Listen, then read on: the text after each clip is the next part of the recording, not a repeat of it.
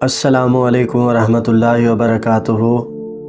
मुरीद के उस दर्दनाक वाक़े के बाद आज हज़रत अल्लामा मौलाना पीर सैयद सरवर शाह सैफ़ी साहब को दोबारा मंज़र आम पर देखकर बड़ी खुशी हुई।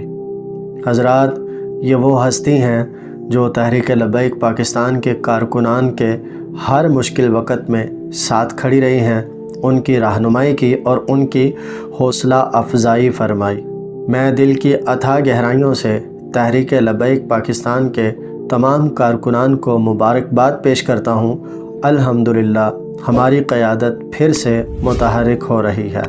मैं दुआ करता हूँ अल्लाह ताला सैयद सरवर शाह सैफ़ी साहब को हमेशा सलामत रखे और करामत रखे, और बाकी भी हमारी तमाम क़यादत के लिए मैं दुआ करता हूँ अल्लाह करीम उन पर अपना ख़ास फ़ज़ल और करम फ़रमाए।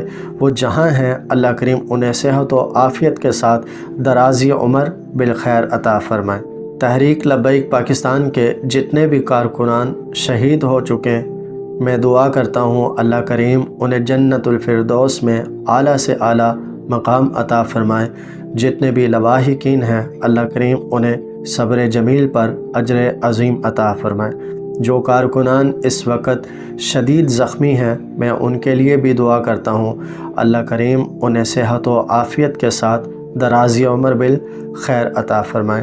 तमाम कारकुनान खुशी से झूम उठें। अल्हम्दुलिल्लाह हमारी क़यादत फिर से मुतहर्रिक हो रही है।